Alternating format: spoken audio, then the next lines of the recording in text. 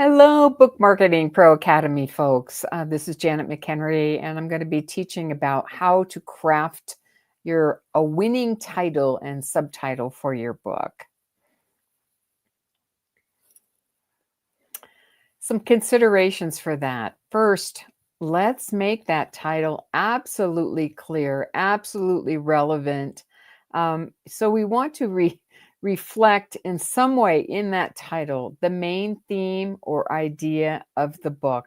Sometimes we go into titling, we feel God's given us an idea, and maybe that's a really, great idea. It's clever in some way, but perhaps it just is a little off center in terms of how it could confuse the readers. So we want that title to reflect the main idea that they will get from reading your book. So that means that we're going to avoid vague or overly clever kind of titles that leave the reader guessing as to exactly what they're going to get when they spend that $16.99 plus tax for your book. And so we'll also want to clarify the specific benefit or subject, especially for nonfiction here, the benefit that reader is going to get from reading your book. And that means that there's going to be some kind of a promise there for them. So let's take, I just threw a few of my own titles here, and I thought I could just have a one-person discussion about, what is good and what's not so good, if it's clear or not clear, if it's clever or not clever, or confusing, and all of that. So the first nonfiction book that I wrote is called Prayer Walk, Becoming a Woman of Prayer, Strength, and Discipline. So if I had to kind of objectively step back and take a look at that, I would say that is a pretty good title. And I think it's very close to the title that I proposed when I wrote it. Gosh, it's been 25 years now. So it's showing there's a little bit of cleverness with the title itself, Prayer Walk. I took a word, a term that's used in the prayer community, prayer walking. And I took that and made a word. So I made up that word with the capitalized W there for walk to kind of be a little clearer and to have it kind of stand out from some of the other books that were already out there on the topic. There were several written by men.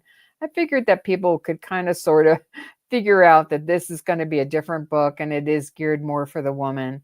But you can see in the subtitle that there is a very clear benefit established for the reader who's going to be reading the book. That woman is going to become a woman of prayer, becoming a woman of strength, and I'm talking physical strength here, and discipline that becomes a habit, it becomes a discipline in that particular kind of a ministry. So that was that initial book, Prayer Walk. And then the 10th year edition, they put a new cover on that. So looking like that.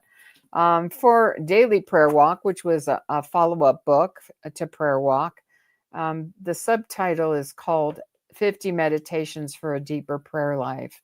So it's kind of a devotional book. They're meditations. Meditations are typically longer than a devotion would be. They're a little freer, perhaps they're more anecdotal in nature. So I think that was a pretty good title for a follow-up book. You could see that the publisher wanted to keep the whole prayer walk thing going. Okay, I read the prayer walk book. Now, where's the next one? So it's already got that hint in there, but you do have a sense through the subtitle about the benefit for the reader, that promise for the reader, that they will have a deeper prayer life as a result of reading that book. But you also have some just clear information that it's going to be 50 meditations, 50 devotions, etc.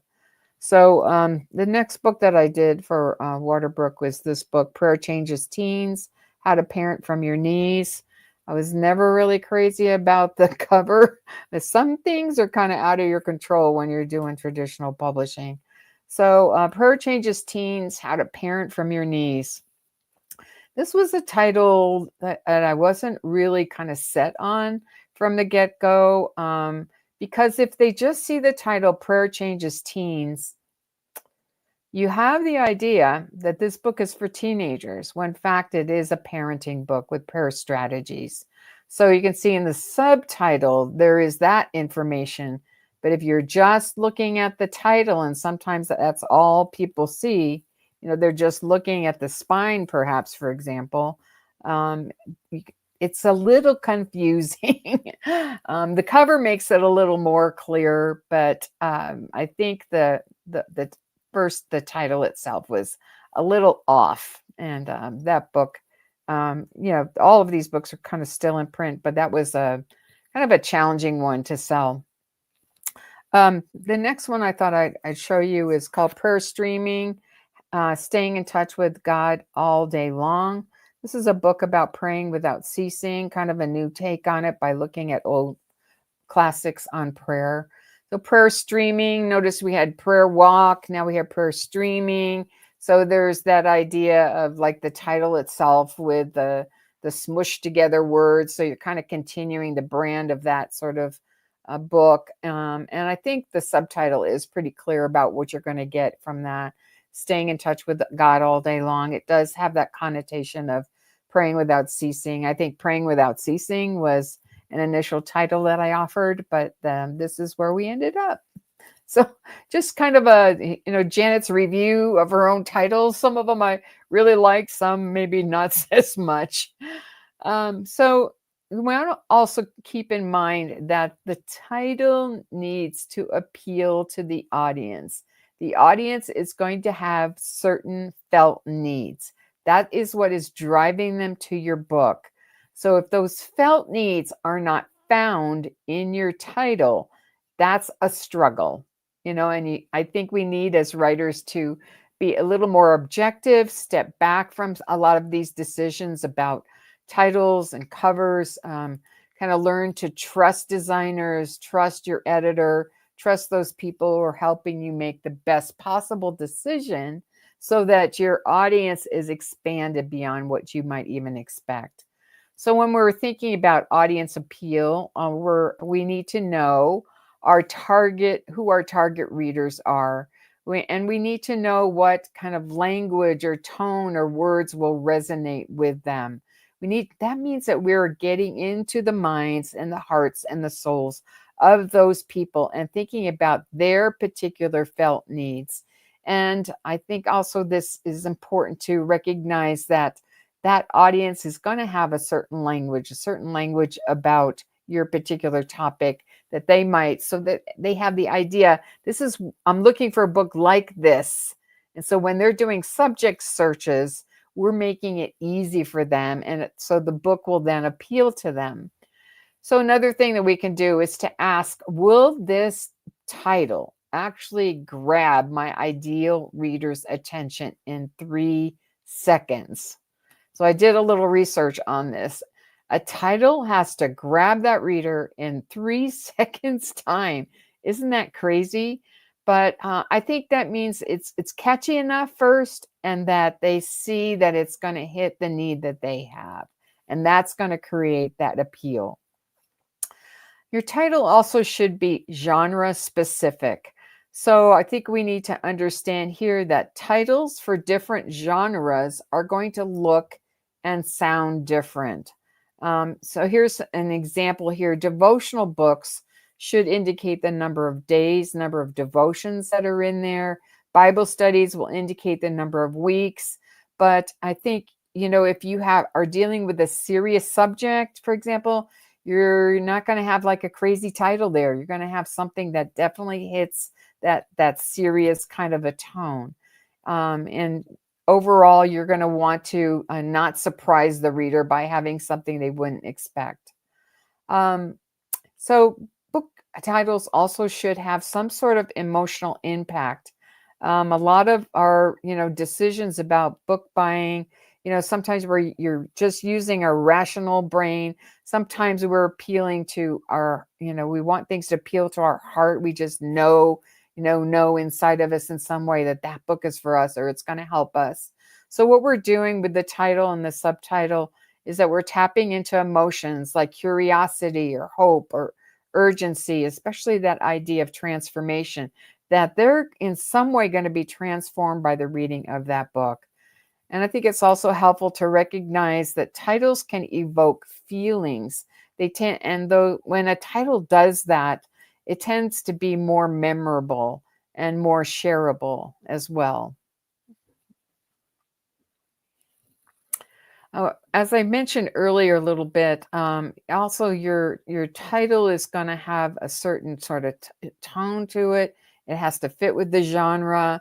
Your title should match the tone, of your book, and whether that's playful or serious or academic or inspirational in nature.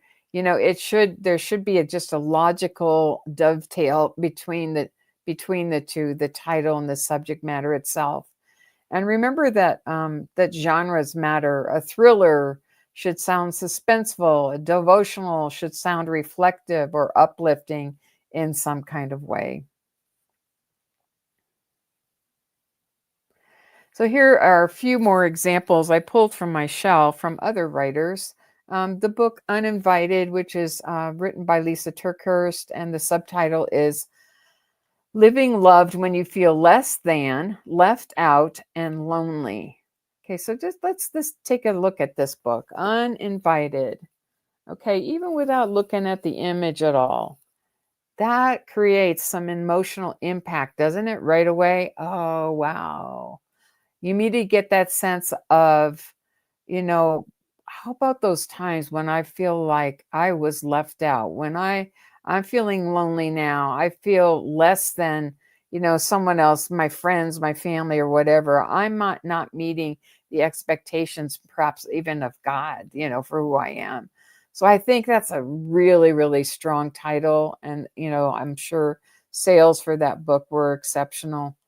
So I think that title is dead on. I pulled another one off my shelf called Sacred Refuge. This is by Lynn Rienstra. It just came out this year. Finding Unexpected Shelter in Your Crisis. Ooh, I love a provocative title. And what that means is that there's some kind of a mental, emotional challenge for me there. Wait a minute, sacred refuge. Refuge should make me feel safe. Refuge should help me feel protected. But then she says in her subtitle, finding unexpected shelter in your crisis. Wait a minute. You're going to challenge me to actually sit in that crisis instead of run away from it.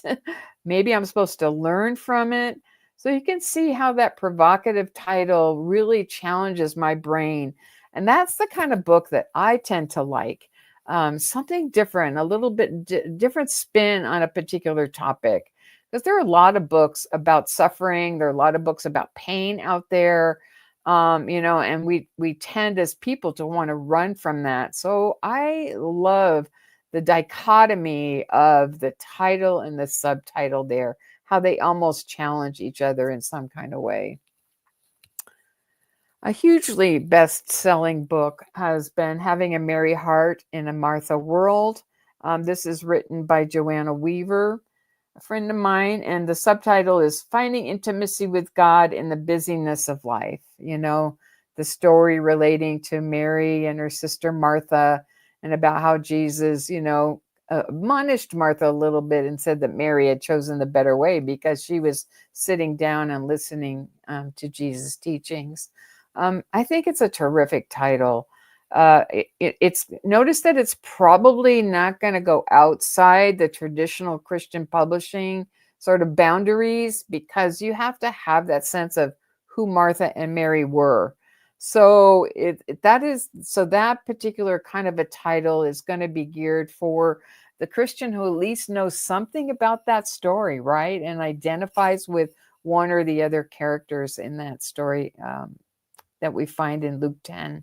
So I think the title is spot on. I hadn't even remembered, frankly, that there was a subtitle to this book, but it does give a lot of promise there. Finding intimacy with God in the busyness of life. How does someone who's raising kids and working and is involved in ministry, you're immersed in marital the ups and downs of marital struggles. I read a lot into that subtitle there, that, oh, that I actually can find time with God. I can sit with God for a while in the busyness of my particular schedule. So I think the title and the subtitle are really good. We can see that the title is a little on the longer side. That perhaps was, a trend during that time. And I believe this book probably came out in the early 2000s, I think, about that time. So I think it's a really good title. But again, it somewhat limits, the boundaries of who the audience will be. But that's okay, if you really know your target audience well. And because this book has sold probably at least a 500,000 copies, I would say pretty good. Another one I pulled off my shelf, which is another book on the subject of suffering and pain, is The Hem of His Garment.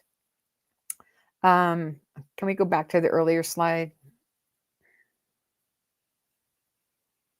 The Hem of His Garment, and this is by Michelle Bankson. And the subtitle is Reaching Out to God When Pain Overwhelms. So the hem of his garment, see how that title is very similar in terms of the Martha Mary book. It sort of requires that at least you have a knowledge of that story when the bleeding woman, reached out and touched Jesus' garment. So there, you'd have to have some sort of biblical background to be able to connect with that title. And if you didn't, you get to the subtitle that says Reaching Out to God When Pain Overwhelms, that's going to hit your felt need for sure. The title is catchy. It's a very moving to me. It's emotional. And that's the kind of the tone that you're going to find in that particular book. But again, it does require some biblical knowledge there. Okay. SEO and discoverability. So what we're doing when we're creating titles is also thinking about how people are doing searches. When they're going to Amazon or christianbook.com, maybe they only have a certain subject in mind, a certain topic in mind. And so they're going to plug that into the search bar. And then they're going to try to find something that can meet their particular needs that they have. So that's why we don't want titles that are way too out there, that aren't very clear about what the message of the book is going to be. So I think it could be really helpful to do keyword searches so your audience can find this book that you're writing. Go on Amazon, do searches on the general subject matter about which you are writing, and then see what pops up. You're probably, hopefully, doing that already to see what your market is out there, what the market is out there, and what you're going to be competing against. And I think would have to step it up. If you see something that looks, oh wow, just almost exactly like what you're writing, then that could be problematic. So maybe make sure that your title is such that's going to be searchable, but also unique in those searches in such a way that it's really hitting felt need. There are a couple places that you can go to test out keywords. A lot of people invest in Publisher Rocket. It's a one-time purchase for $200. And this is helpful, particularly for those of you who are blogging on a regular basis and are really, desiring to hit those particular keywords relating to the topic of your blog. But also you're going to want to, check out that other option there. If we can go back to the slides, please. Sarah's hanging out in the background.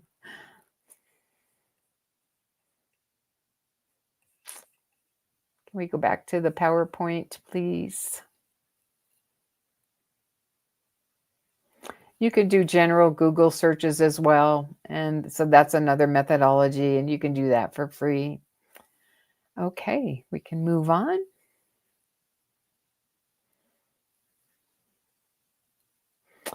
Okay, so as I was, thinking about the concept of searches, I thought, okay, go back and do searches on the your title of your book, Janet, that has sold the most copies. And so that's what I did. I searched this on Amazon. I searched this just in my Google search bar, and this is kind of what I found out here. So for prayer walk and Amazon searches first, if I search just the word prayer walk as it is, like the word scrunched together with a capital W like that, it comes out number one in those searches, which yay, it should, right? Um, and then when I searched the term prayer walking, it came up number two. There is another book by a gentleman who has written about event-centered prayer walking. And so my book comes up right under his, which is helpful. When I search the word prayer walking that's hyphenated, my book comes out on number 5. So what I'm trying to do with this is to think of all the different ways that someone might be searching for a book on a particular topic. And people think even people can misspell words. So, as we're thinking about, and I know that people have studied that as well, how would you find something, and how could your book show up even if it's been misspelled or the words have been misspelled in some way? So then doing a search under prayer and then walking, it comes up number 2. That other book called Prayer Walking comes up number 1. So, to be aware of those kinds of things, because what we want people to do, we don't want to frustrate them in their searches. So I think it's, a good idea to check all these things out.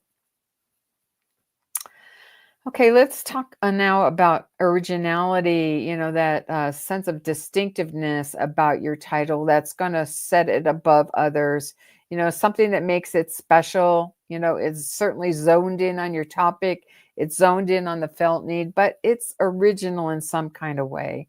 So we want to make sure that the title isn't overused or, again, that it's easily confused with another book. So the best way to do this, again, is on Amazon. Go to Goodreads as well to check with, similar titles, or, to put in some of those search words and just see what might come up. Again, it'd be really hard if you're choosing a title that's already been used a couple different times. You don't want to send someone to Amazon, oh yeah, you can find my book on Amazon or christianbook.com, and then find out that people are buying the wrong book. That's not what we want at all.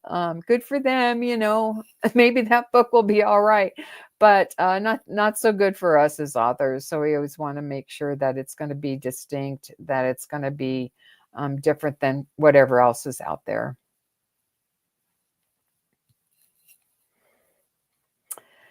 The subtitle itself is where you're going to hit that promise of the book. You want to be able to make it clear exactly what the reader is going to get as a result of reading your book. They need to know that there's a benefit there. They're parting with a big chunk of money, and they want to know that they are going to get something for that. They'll also want to have a sense of the method or approach. And I see that particularly with devotional books. You want to indicate the number of devotions there. You want to, with Bible studies, you want to indicate the number of weeks right on the cover. So some Bible studies will have a subtitle that indicates the particular number of weeks. So, and you're thinking about your audience, felt needs, and you're addressing those particular felt needs in that subtitle. And as I've mentioned before, when I've spoken about felt needs, I believe the most important word in that term is the word felt. The reader actually has to feel the need, as to be able to actually purchase the book. Make sure you're hitting that felt need. So there are some sort of like subtitle formulas that you can create. There's the how-to kind of set up for a subtitle. Okay, what are they going to get, without whatever their pain point? Are you going to take them from this to that? Please, no more books called From Fear to Faith, because that's been overused. So Another setup is for a subtitle is finding something when you whatever. Okay, you're drawing a contrast between where the reader is now, but where she wants to be. Take her promise that you're going to take her to that place where she wants to be, or discovering something when whatever. All of those. I love those ing verbs to start a subtitle. And give them use a strong ing verb there to be able to identify specifically what the takeaway is going to be for the reader.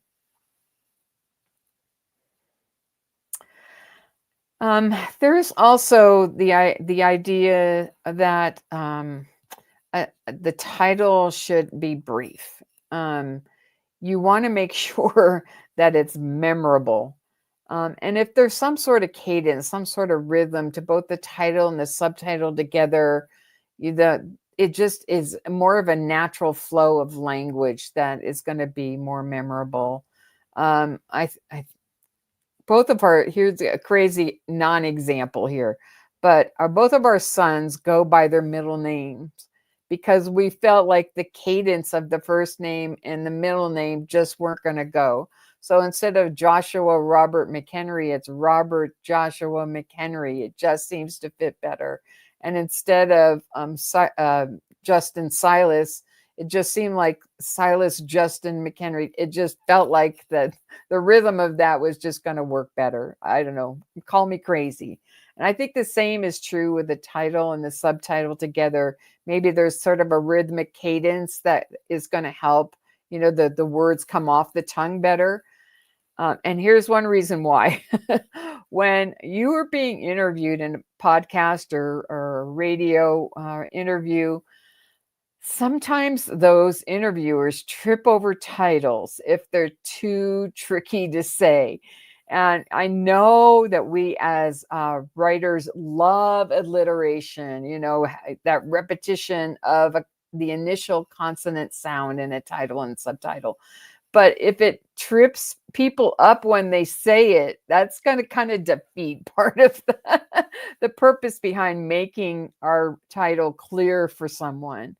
That rhythm and balance will matter, so read it out loud, say it out loud a couple times. Is there a cadence? Is there a way that you could remove a word, add a word, switch words around in such a way that it has kind of a rhythmic pattern to it? And remember that those shorter titles are going to be much easier to remember. I have a couple examples here. I think I've talked about this before, but if someone can't remember the title, they may end up buying someone else's book, or they can't find it, when they're doing a search for it. Okay, some more examples, good or not so good. Okay, so here's a not so good example of my own book, The Complete Guide to the Prayers of Jesus, What Jesus Prayed and How It Will Change Your Life Today. Okay, is it clear? Yes, there's clarity there, and that's great. But as I've mentioned before, it's 19 words long. Nobody remembers the whole title. I had a hard time remembering the whole title when I started doing interviews for that book. People call it the Jesus Prayers book. Your Jesus Prayers book, Janet. That's all they remember, that it's about Jesus prayers. But the complete guide to that just goes away. I think the publisher's intent with that title was to make it sound authoritative, to make it sound like it was going to be the book that you should read about the way that Jesus prayed. So I understand the rationale behind that. But even the subtitle, notice how long it is. Perhaps we could have just had that subtitle, which provides clarity about what's in the book and what the promise is for the reader. But anyway, it's after the fact, right? One title, I don't know. I want you to think about this title here. Why I Don't Pray. Oh my goodness. Mary Nageli is a really great writer, and she was in a series of workshops that I taught at the Mount Hermon conference years ago. And when she told me that title, I'm like, I want to read that book because it sounds like an argument against prayer. What in fact it is it is um, the development kind of a treatise about all the reasons we don't pray, and then how we get out of those various mindset places. So the subtitle, which we don't see until we get to the title page, is sharing the struggle with saints and sages. So I think the cover is very effective. I'll just show you that. But why I don't pray, that's another one of those provocative titles I'm just really interested in, because as someone who studied prayer a lot, I just want to know about, like, what? Explain that to me. And it is really a fabulous book. Um, Another one I pulled off my shelf that I've struggled with this title a little bit too over the years. It's Traveling Light by Max Lucado. I love his writing. The subtitle is Releasing the Burdens You Were Never Intended to Bear, The Promise of Psalm 23. A fabulous book, but I always struggle with traveling light, because the English teacher in me wants to say traveling lightly. So it's so interesting that the editor that I had with Waterbrook and the editor, Max's editor, is the same person, Liz Haney. So she's taught me a few tricks about things, but I kind of wonder how they got to that title, if they started with that or what that was. But just, interesting. So it didn't keep me from reading the book, but and I understood kind of the message that I was going to get. But just, I don't know, some of those little tensions with titles can be interesting. Another one I pulled off my shelf, Don't Just Stand There, Pray Something, The Incredible Power of Intercessory Prayer. And this is by Ronald Dunn. Really great book. Don't just stand there, pray something. Plays off. See the cleverness behind that? Don't just stand there, do something, right? We say, don't just stand there, do something. He says, don't just stand there, pray something. Okay, so in other words, praying is doing, right? Praying is going to the problem solver. I think that clever is really, again, it has a provocative nature to it. It plays on a phrase that we often say ourselves. And the subtitle is spot on in terms of actually what you're going to get from the book, The Power of Intercessory Prayer. Another one, so I pulled quite a few books that I've struggled with in terms of titling, maybe off my shelf. The Circle Maker, and this is by Mark Batterson. Subtitle is Praying Circles Around Your Biggest Dreams and Greatest Fears. It's one of the best books on prayer that I've ever read. His follow-up books are also excellent.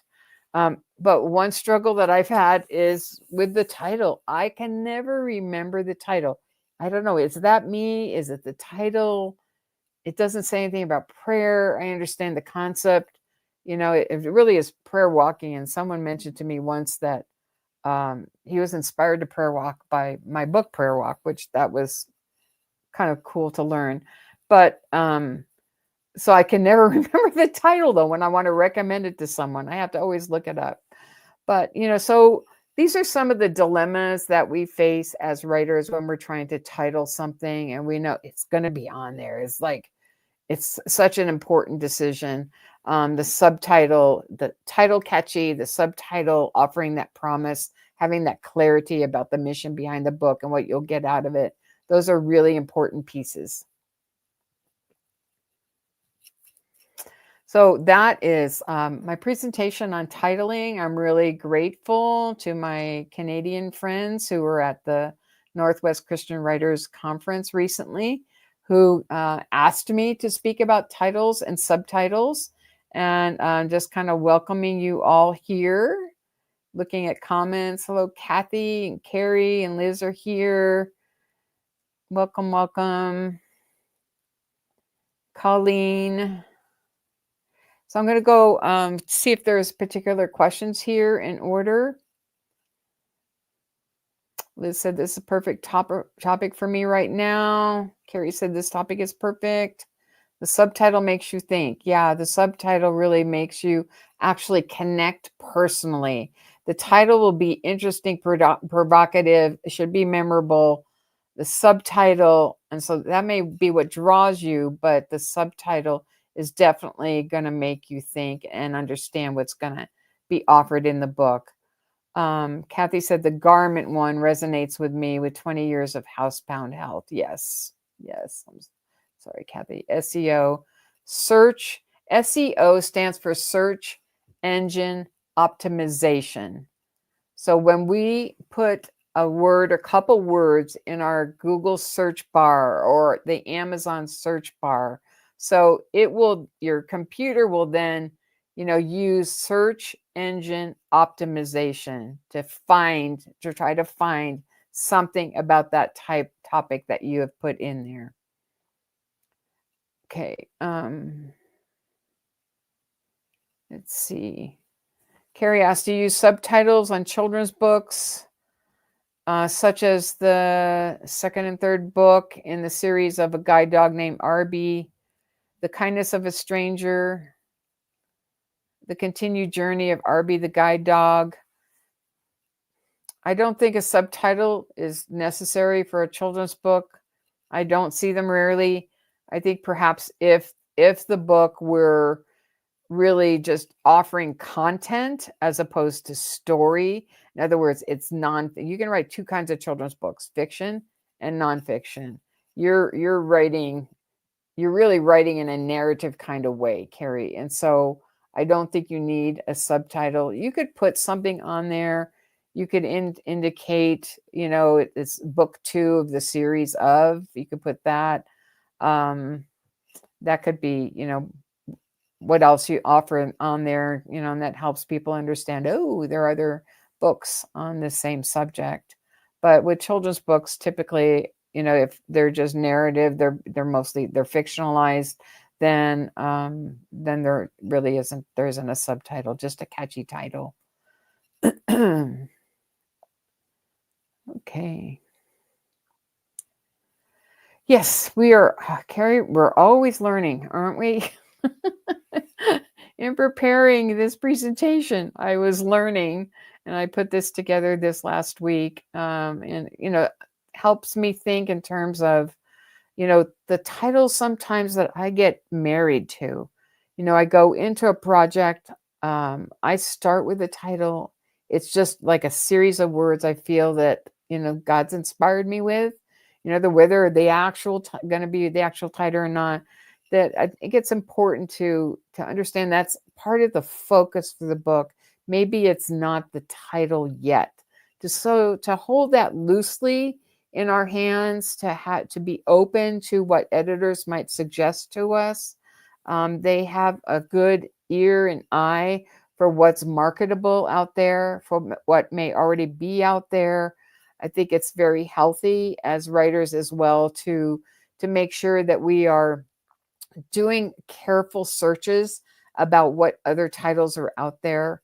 I think I've mentioned before that when I do those kind of comparable searches, I'll not only start with Amazon, but also go to christianbook.com and see what titles are there, because I know that those books are specifically geared toward the Christian audience. So I'll usually start with christianbook.com. And then when I find those books that seem to be similar to the content that I want to offer in my book, I'll go to Amazon. Often there's more information there. There are more summaries, there are more reviews, things like that. Perhaps there's a look inside that I can examine that often I will not find on christianbook.com. But another place that I will also go is actually to publisher websites. I'll go to the major publishers' websites, and I'll just put in a search. Like when I was writing Praying Personalities, I went to publishers' websites to look through, their catalog of titles, anything relating to prayer, anything relating to personality. Those 2 words were the words that I used. And I looked at those books that they had to see if there were things that I simply hadn't found on christianbook.com, that I simply had not found on Amazon itself. So I think sometimes we want to rush that process of checking out comparables. And then, because that is really important. If the book has already been written, why write it? Okay, hear that again. If the book has already been written, if there are many titles that sound so similar, why do the same thing? Ask God to give you new insight about how to approach that topic from a different angle. Something that's unique, something that hasn't been done yet, something that will still fit that felt need. And so as we're examining titles, those are really helpful for us to kind of to begin to think about that place where we've been in terms of our mindset about our book, and help us to be open about what it could be. And so titling is all about that, but it's also about being open to God's working through all kinds of ways, including research. So let's see if there's any more questions here. Did anybody have any questions I could answer for you? A little bit more time.